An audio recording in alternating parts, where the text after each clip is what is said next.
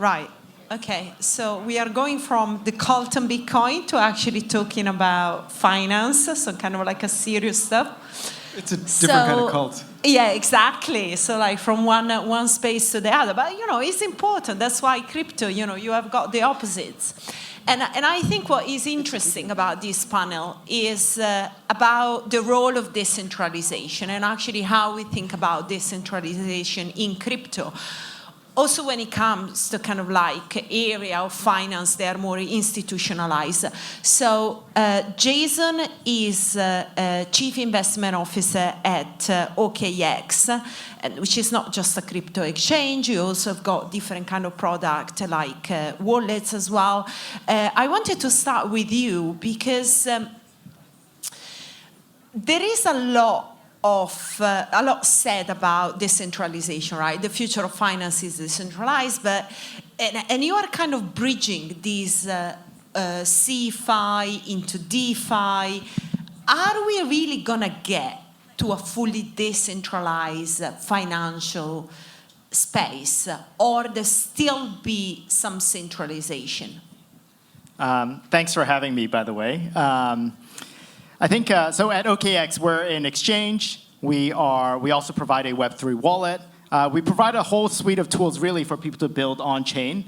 And, over the years, this is now our 12th year in business. And over the years, I think what we've seen is this general progression from people first using centralized exchanges and then graduating or progressing into self-custody and then wallets and being able to participate on chain. So I think broadly we're seeing this trend of decentralization happening already today.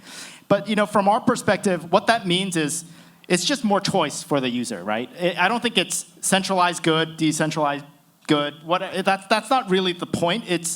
They offer different benefits and pros and cons really for the user. Some people, like my mom, for example, would certainly prefer to use a centralized platform. There's no way she's going to want to, or maybe we should try to convince her, but she's not ready to, deal with key management and signing transactions and things like that. That's just not the thing. But for someone that's younger, or maybe someone that's more involved in our space already, that's very natural, and they'll prefer to use that. I think those are the elements that each side brings, decentralized and centralized, and that's what here at OKX we're trying to build tools for both sides, really, to get better at. And do you see adoption of decentralized product growing? Yeah, I mean, just this past month, in January at least, the ratio between decentralized transaction volume or trading volume compared to centralized exchange volumes hit an all-time high, around like 20-something%. I think that if you zoom out and look at that chart, that's over time, that's just constantly growing. We build DEX tools too, decentralized exchange tools too, and we power, we build tools to allow other wallets and other players to integrate decentralized trading abilities right into their interfaces. So it is absolutely an area we're investing in and we're seeing a lot of traction in. Thank you. Aymen, I would like to move to you because we should be talking about tokenization, right? Which is a big trend, and we are saying, there is so much assets in the financial space, but also in the real world that we can tokenize, and that's exactly what you're doing with the SunContract. But at the same time, there are all these talks about, that's the future, but adoption is quite slow. So how do you actually make this happen? How can we get to mass adoption of tokenized assets? Okay, thank you very much for the introduction. To me, the biggest misconception is saying that we are far behind with the tokenization. I mean, look at mainstream finance, how long it took it to reach digital trading, for example. So the learning curve in Web3 is unlike any other sector, and is very steep and exponential. Whatever happened in traditional finance, for example, for 10 years can happen in 1 year in Web3. I mean, let's plot the situation now, where we are. On a tech side, we can tokenize pretty much everything, like from real estate to, renewable energy asset, anything. This is one. Two, the institutional now are circling around and doing some pilot projects like BlackRock, like HSBC. So what is the ingredient missing here, to my sense, is that one, the legal framework should be clearer, at least for the real-world asset. And two, also the usability. When I say usability, is also the user experience. So let's be honest here. I mean, user experience in Web3 is a mess. Like, if we reach to humanize the Web3, actually it's a good slogan here, humanize Web3, yeah. So if we reach this, this can be make the next mass adoption. When we had a chat before, I was quite interested in your model, right? And how you are actually bringing transparency when it comes down to the value of the assets. In this case, for example, is energy. At the same time as I was asking you the question, how do you actually make money? So how do you charge the people that are actually interacting into this platform? It was very interesting to see the perspective that you were bringing, because there was a level of transparency that in the old model is not existing, because you sell me something, but you are actually putting a margin on it that I don't know. How much are you charging me? 20%, 30%? It's not transparent. And that is what is actually changing with the platforms and with the decentralized application. So in SunContract, we operate under two hats. One hat is renewable, is the energy regulations, and the second hat is crypto regulations. So everything was built on top of our peer-to-peer energy trading platform, where producers of renewable energy directly sell to the end customer. So everything is on the blockchain, and they decide the price. So each consumer or producer are linked to a metering point that is official by the government. So they cannot change it, and this metering point is talking to the blockchain, which is visible to everyone. So any kind of transaction of our peer-to-peer is transparent, which, unlike the traditional model, that is opaque. You cannot see where your electricity is coming from and where it's going, is it really the price that electricity bought the price? Is it the same or not? You cannot see anything. So this is one layer of transparency that we are bringing. Also, the second layer is with our NFT platform, where one NFT is equal to one solar panel, which is specific serial number, and whatever produced by that underlying solar panel, you get to see it on the blockchain, and you can either consume in supported countries from that NFT, or you can earn from it in worldwide. Yeah, and the fact that you are actually an energy company, that's like the very interesting things, right? Phoebe, you are a venture partner, at Greenfield, which is one of the leading VC in Web3 in Europe. We talk about tokenization, we talk about DeFi. Where do you see value being created within the ecosystem? Where are you investing? At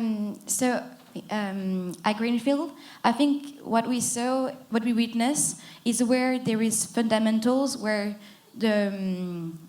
our founders see like research fundamentals. This is the one who makes the most revenue, because they see a problem, they find a real use case, and they go straight for it. A very good example would be, for example, CoSwap, who is a spin-out of Gnosis. So it's like contributor and user of Gnosis who saw this opportunity like to create a real meaningful product. And by doing this, by being like confronting by crypto, they finally find a real solution. And today it's one of the most profitable European company. Just last month, they did like 800 ETH of revenue. So I think it's super interesting and very important. So yeah, it's really about like finding product market fit, working before, seeing the space, the gap, and going through that. And what about AI plus blockchain? Is AI like the dominant theme of this cycle? Is that something that is getting more and more into finance?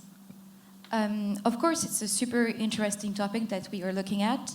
for like multiple reasons. We've been looking at research company working in AI. We don't invest in, like for example, like AI agent because we see it more like features of product that could exist, but it is a super important asset, and also where blockchain and crypto could actually like make it better in both ways. So yeah, for sure, there is huge opportunity in this category. Okay, Robbie, it's so interesting to have you in this panel because you come from like the entertainment, gaming, metaverse space, but also you are, Animoca. Obviously, you are the CEO of Animoca Brands. Is also a leading investors in Web3 at the same time an ecosystem builder. At this intersection of finance and entertainment, which is very interesting. And obviously, like in the previous cycle, there was this hype around NFTs. Then we kind of like, is NFT still a thing? But how can we make games more a finance space, or what actually we were saying before, that the finance space is getting more like a game?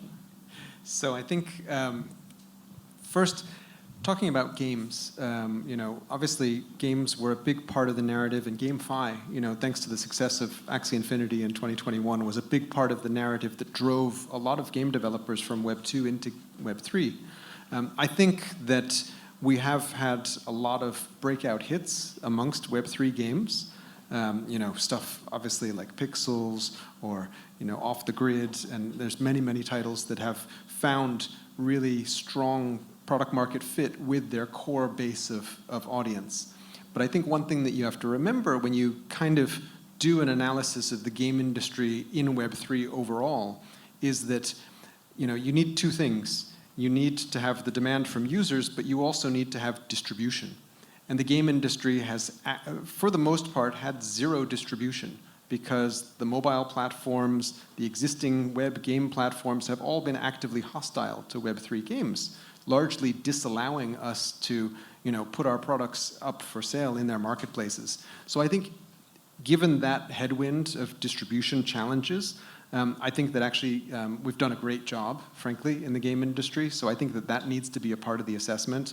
And we're seeing more and more games being kind of fitting product market fit in areas that were unknown before. So Telegram gaming is getting much bigger. We now see console games employing Web3 features. The app stores have started to have a little bit of glimpse of flexibility in their policies towards Web3 features in their games.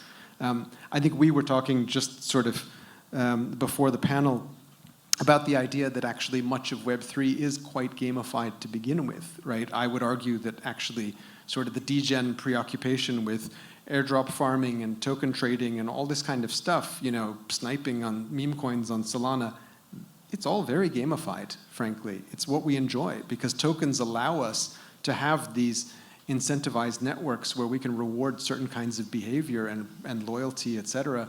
And so I think it's very much at the root of a lot of the different kinds of products that we create, which is why we've found a lot of consistency, I think, in our approach across Web3, even though we came from games and entertainment, but actually it gives us insight into consumer behavior in finance, in DePIN, in RWAs, and lots of other areas too. And maybe it's not so far away, like we were saying before, about the models that Revolut is using and some of these like new banks. You were rightly pointed out, they are kind of using kind of like a gamified way to get customers. Of course. And we've seen this like in the game industry, we always think very much, particularly in mobile games, about how you onboard users into apps and how to cut down the number of clicks to, between downloading the app and within 3 clicks they should be able to buy something because you want to cut that onboarding flow to be as perfect as possible so that people start consuming more stuff in your app. And that applies, that's just good UI UX. It's not necessarily unique to games. And so we see those kind of learnings applying across other industries. It just often happens to start in games because we're an industry of big, tech-hungry early adopters, and so a lot of technologies actually get proven inside games and then adopted for other applications outside subsequently. Jason, what's about gamification within OKX?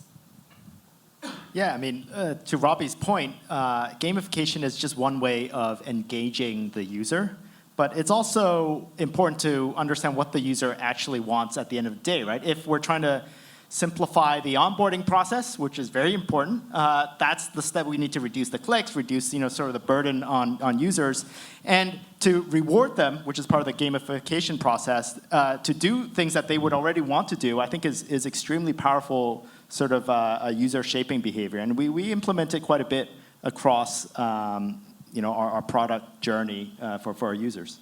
Yeah, interesting. And Aymen, I know that you had a guest this morning here at the conference as well, with the NFT that you have created.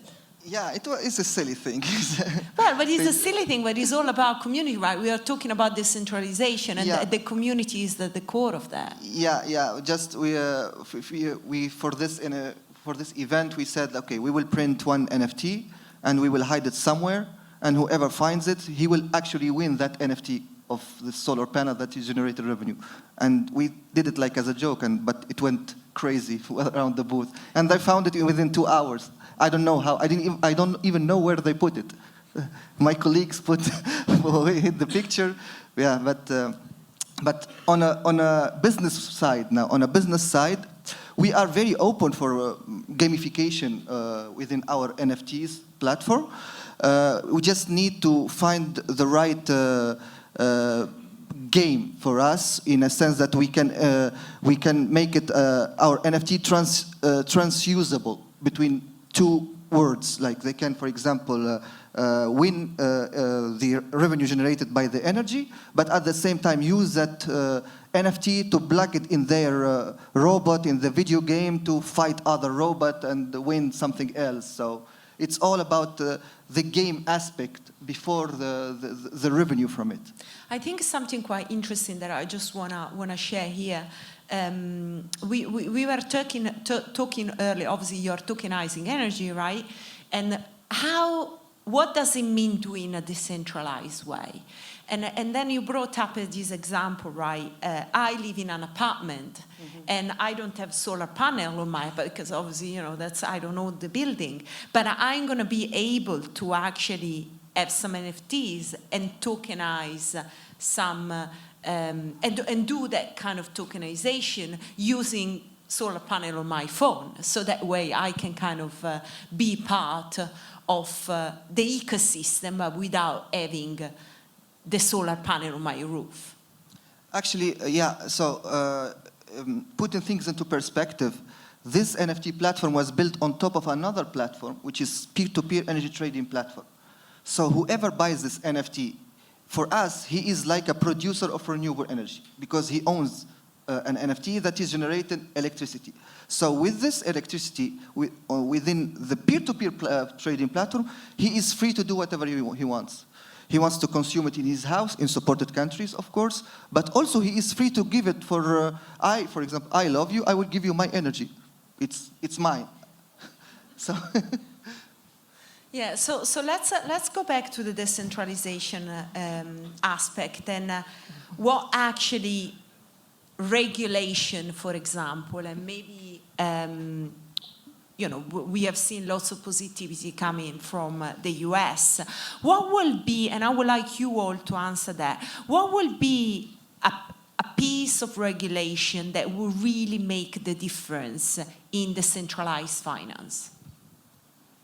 Okay, I'll start on this one. I think it's going to be the clarification of the difference between commodities and securities. I think that's probably the biggest one, because when we think about institutional crypto adoption, most institutional money, like traditional institutional money, is still going into Bitcoin primarily, because Bitcoin has the most regulatory clarity as an asset class. And so, within the altcoin ecosystem, EVM, et cetera, it's mostly Web3 native investment funds and investors participating, because your traditional funds just don't feel that level of comfort that there's regulatory clarity around, barely Ethereum, much less any other tokens. So I think that's, in my view, probably the biggest step. So for me, the most important would be that they say clearly that DeFi applications are not regulated yet, because I feel they need the time and the space to grow, to really become an industry. We're still in such an immature sector. They need time to grow again. And I feel that by being pressured by all this regulation from bank and SEC, etc., they can't like be as innovative as they should be. So it should be clear that they need to, time until they become this huge industry that then should be regulated. For my side, I think, yes, like Robbie said, about the clear distinction between security and commodity, but also utility tokens. Because at the end of the day, the SEC is attacking all kind of token under the banner that they are security. So once we cover this, also another clear framework for tokenized real-world asset, it should also take into consideration the nature of the asset itself. Are we tokenizing real estate, or are we tokenizing securities, or are we tokenizing a renewable energy asset? Once we have these legal framework, if America does it right, I think it will lead the next financial revolution. Otherwise, nature hates the void. Another jurisdiction will fill the gap, and it will lead the way. I think putting America aside for a sec, given that we're in France and in Paris, obviously EU has MiCA and the framework come into force now. We were very proud to be one of the first exchanges to get our MiCA license approved just a few weeks ago. And so we're pretty excited to be able to offer our services to people here, sitting here, but also around the EU and the EEA. So that's pretty exciting for us. In the US, for us, I was just in New York, and there's tremendous sort of energy around what lawmakers and policymakers are working on now on Capitol Hill. There's great expectation that within the next 6 months, we'll get both a stablecoin bill to get clarity on stablecoins, but also clarity on sort of market structure bill, which will answer some of the questions that you just talked about, Robbie, and Aymen, that around what tokens are what and who regulates what. So there's a lot of work to be done there, but I think this is the time where those bills and all industry participants like ourselves are now putting effort to producing constructive comments around what should that look like. So there's this really great window where all of us really can have an opportunity to shape what that's going to look like in the next 6 to 12 months. Pretty exciting times. And what we kind of agree on this panel is that there will be that mix, the hybrid model between centralized solution and decentralized solution. Is that where you see, for the time being? But actually, are we going to ever get to full decentralization? I still want to know. Okay, Is that I'll possible? take a shot at that. Okay. In the short to medium term, definitely not. Because I think one of the challenges is that as early adopters, as much faith as we may have in code, and code being law, code isn't actual legal law, and part of the challenge is always figuring out, when it comes to consumer protection, which is where most of the regulation stems from, how do we build a framework that allows for there to be accountability? And decentralization, unfortunately, makes that very challenging.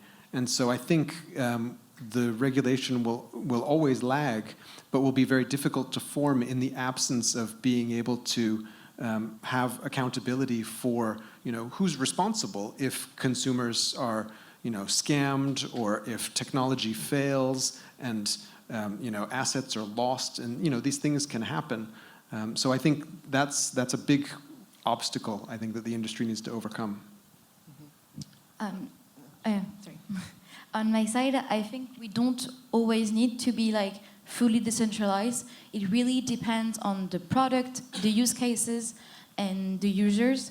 I mean, for example, and your priorities, of course. For example, like Hyperliquid, they have 4 validators. Their goal at the end is to be fast to execute and user onboarding, and they have 4 validators, and I think that's logic for beginning. After you have like Solana, who is getting better and better to be decentralized, still centralized compared to Ethereum. And even Ethereum, at the beginning, it was an idea of one guy, then 15 validators, and 10 years later, it's 10,000 validated nodes. It's like an impressive ecosystem. It's one of like the most decentralized ecosystem that we have. So it just takes times. And like every product should take their time to build their product, execute, and then most of the like later become decentralized. But yeah, in the short and mid-term, no full decentralization, and that's better for everybody.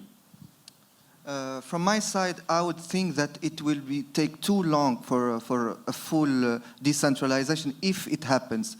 Because yes, other than accountability, let's assume that we have a DAO, for example, and this is the Mother Teresa of DAOs. It's pure and no evil in it. There's still some need of a centralized entity that is executing the DAO's decisions. Which it just can't happen with the fully decentralized way.